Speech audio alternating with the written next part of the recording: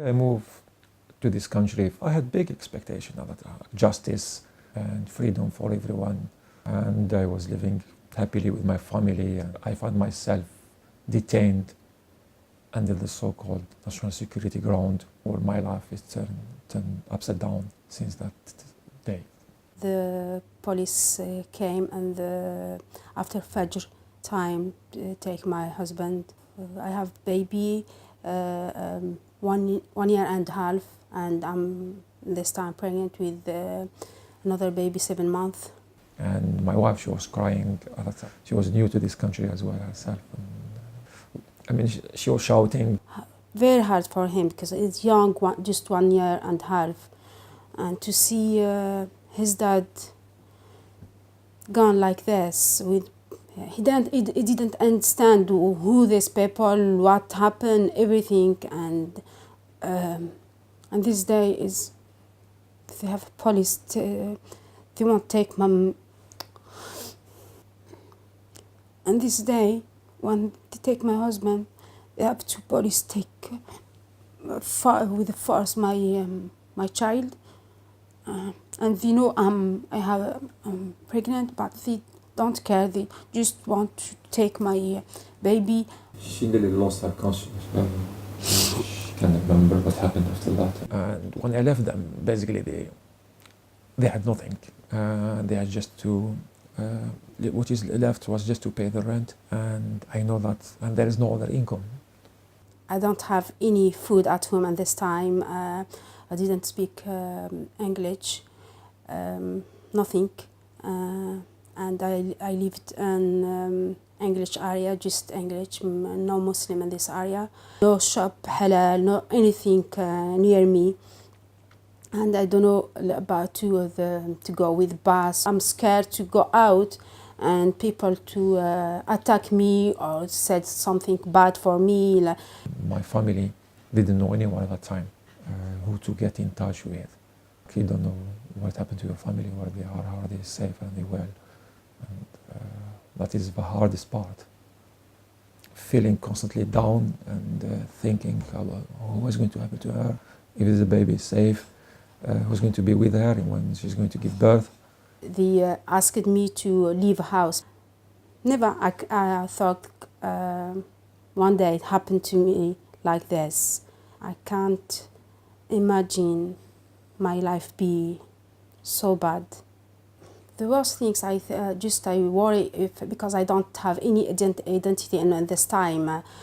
I'm just worried if they take me back to my country. Of course, you don't know, because you don't know what's going to happen.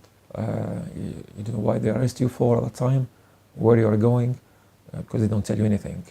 They took me to the security prison. It's quite very, you are nearly living in total isolation. It changes your character completely. Before I was for example, a very calm person. It affects your ability to cope as well. You are not in peace. So the thought, the bad thought is always with you, and the worries, and always you feel a pain. You become very emotional about that, very depressed, which is I never thought I will reach that stage. Because after a long time after that, I realized how your isolation from your family can affect you. It took me a month to get in touch with them. I'm really happy to see him after 4 months with, alhamdulillah, with another baby. I'm survived, I'm safe with my children, alhamdulillah.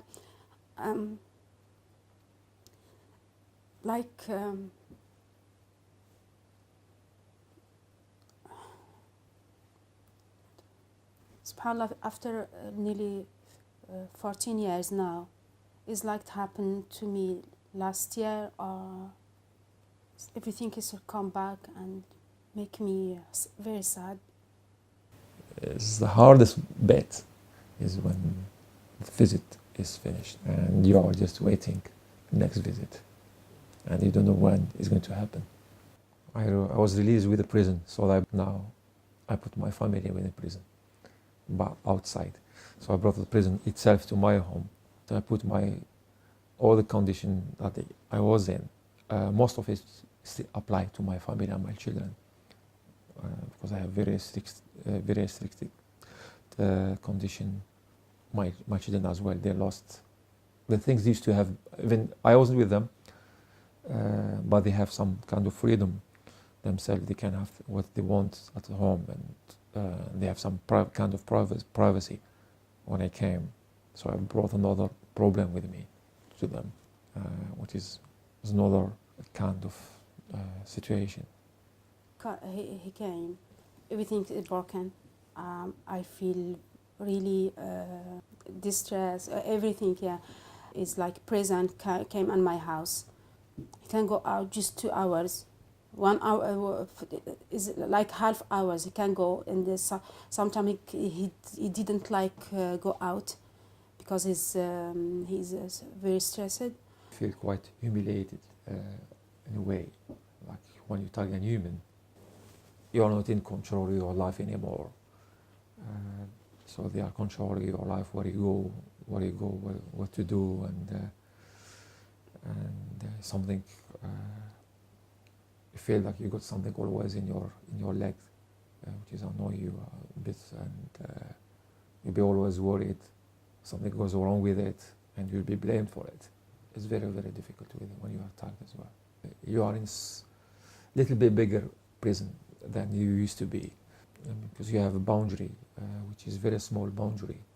And the curfew is one of the difficult things, because you got very short time to be outside, and you'll be worried when you go out, and then you just worried about coming back in time, because if you are late with 1 minute, you may lose your freedom again, because when you are constantly thinking or looking at the time when you're outside to go back home. Because when you are in prison, you know you are already in prison, nothing can happen to you. But when you're outside, you are ready to go back to the prison. So it has kind of punishment. We are all with him in the same stress, same condition. Everything is same for us, like for him, and we are all the family be with stress, and every time if children come to play with him, just be careful the tag, be careful, and if children won't touch him, because it is a curiosity to know what this, and this just he be very stressed, and this moment, and it's like he's in prison. He like sleeping a lot, and he really like to be on in the room. He don't like sit down with us. Big change when he come back. I was recalled about, 3 times or whatever, and they come for no reason, and they accuse you of breaching, or because there is no legal procedures to challenge them. They can come sometimes twice a week, sometimes once a week, sometimes. So you expect them to come anytime, many times during the week. So you are always waiting, and they go to your personal belonging, especially when the children are there, which is not the most, because I don't want the children, they don't understand what they are, so they are scared.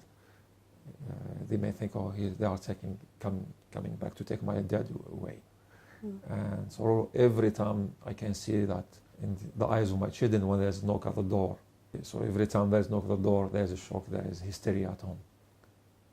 Because my children they are getting a bit older, and they start understanding things.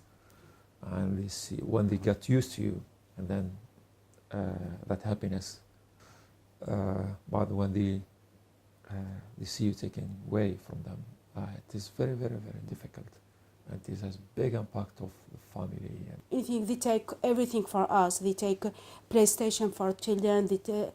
They make them really, really stressed after he came back. And this 15 years, I think maybe 5 times or 6 times, they came with a force to take him. It's horrible, because it's like it's not a house. It's like a place for drug or like this. It's not a house with the parent, with the kids. I feel the people said about me the bad things, and they wanted to take my kids too from me. They make me problem with the social worker too. My wife, she lost her social life. I mean, when I was out in prison, she used to have some people come to see her. She used to have some contact. And now those people need to be cleared. And so they stopped coming to see her. So she lost contact with the people. And you cannot have new friend because they expect you to invite them something to home.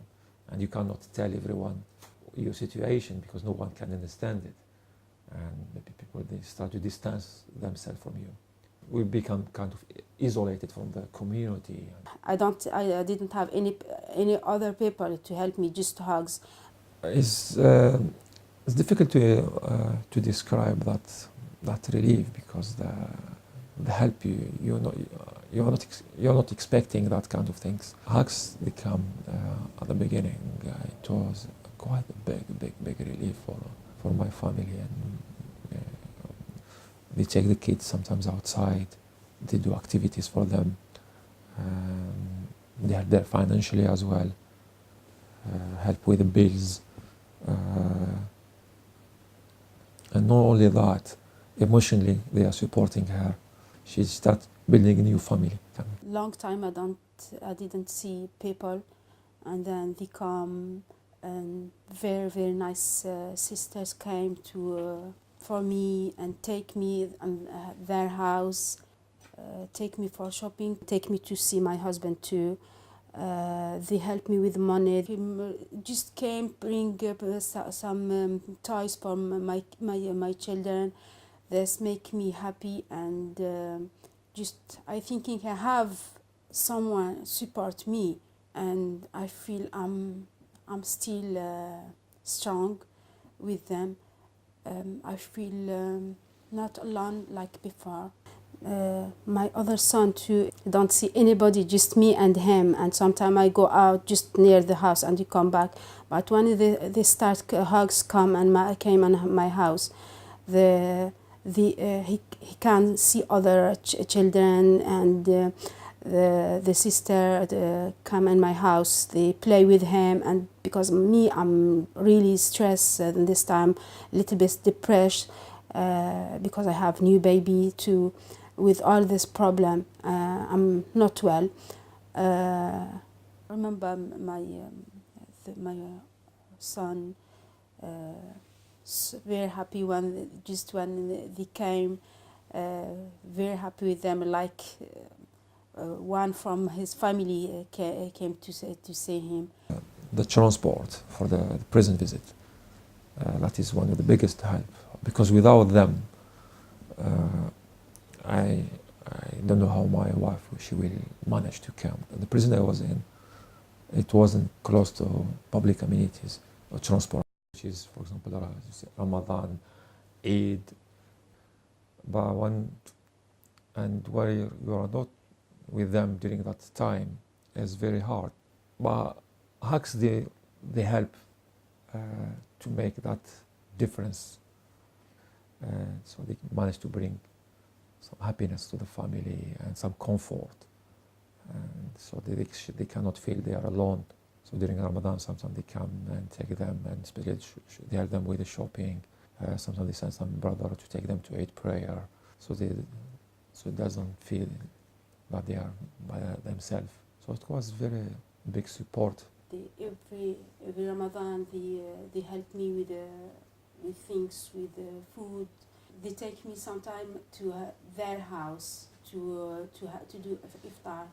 Every Eid they have Eid party for children. They make the kids really happy, and they like this moment.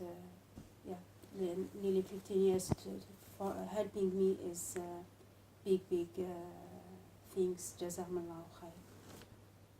The impact is still there. It takes time to go away. Not only on me, my wife and my children. I think it will stay for the rest of their life. I mean, you cannot forget these kind of things. I can't imagine I have another experience like what happened to me before. Because nobody is safe. Today is me, tomorrow is next, another one. It can be.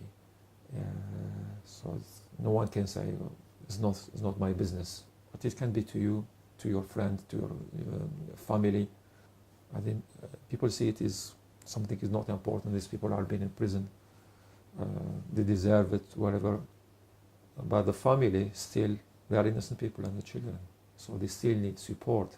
And because they are at the end of the victim of that situation, and that when HUGS come in, it's quite a very big responsibility from them. And Jazakumullah khair. As far as I know, I don't know any other organization or charity who support people in this situation. Even if I want to recommend anything, because it's the only HUGS who are in this field. And HUGS, Jazakumullah, they step in. And they took that challenge. It's a very big challenge. The charity, they rely on two things, on volunteers and money. Without these two, it cannot be run. Thank for HUGS for all these years, support me and my family. They really support me with for school, for sport, for everything I need. They support me. Every time when I ask something, they help me, they take me. Jazakumullah khair. I can't imagine my life without HUGS. Maybe the kids is not there. Maybe I'm in hospital, depression, like this. I don't know, but it's hard to think like this. But big change on my life. 15 years, they support me, they support my children, they make the happiness come on my family. They support me really good. Jazakumullah khair.